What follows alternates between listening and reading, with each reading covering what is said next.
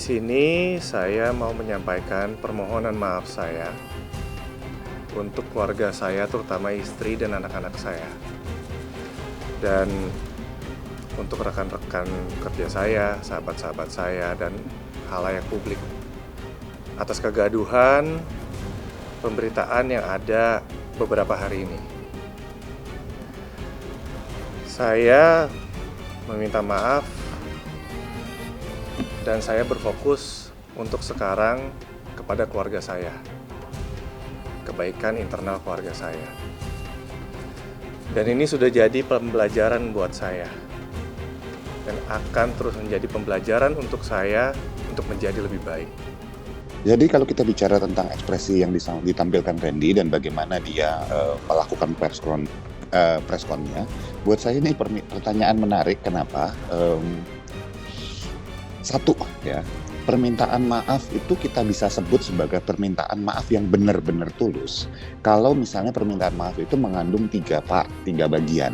Yang sekali lagi kalau secara hukum bisa jadi ini tidak tepat karena pasti menempatkan dia di posisi yang bersalah.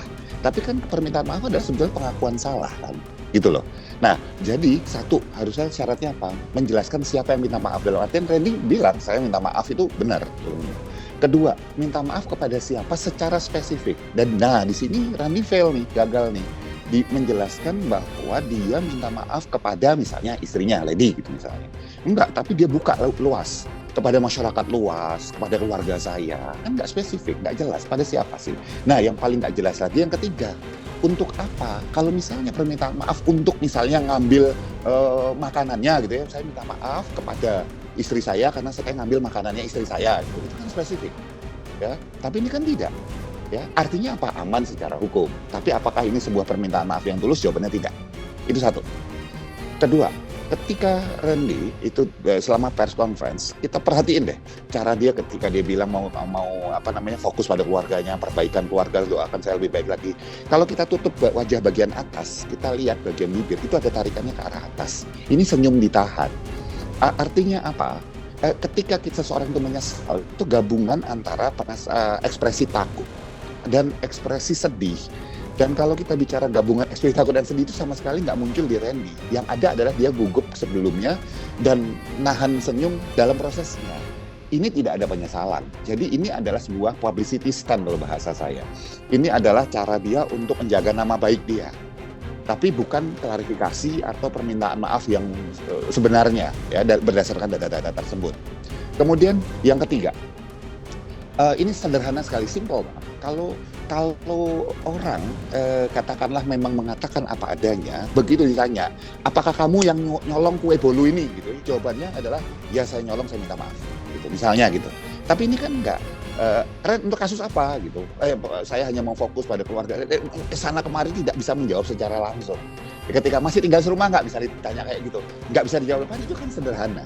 Tinggal jawab ya serumah atau enggak rumah. Artinya masih ada yang ditutupi di situ.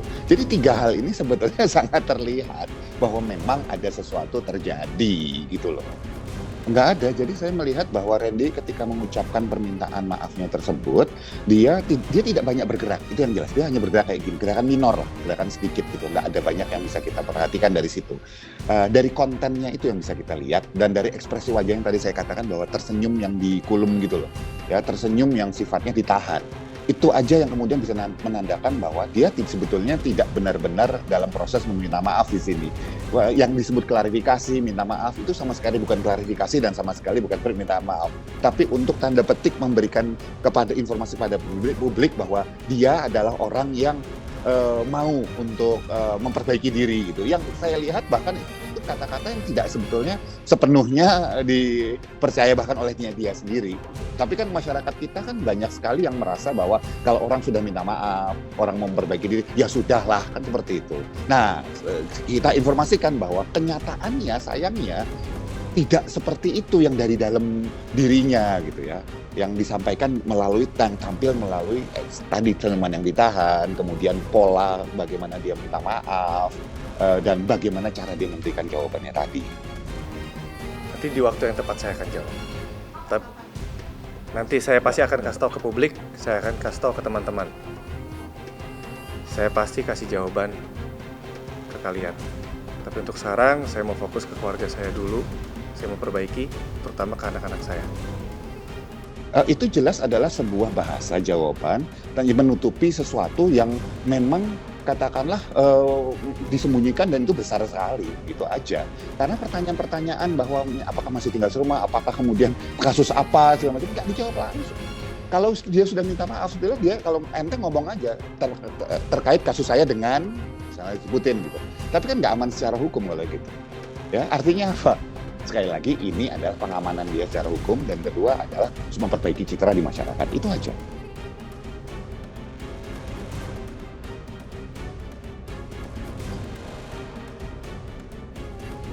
Enggak lah, itu sudah lugas sekali itu, ya jelas.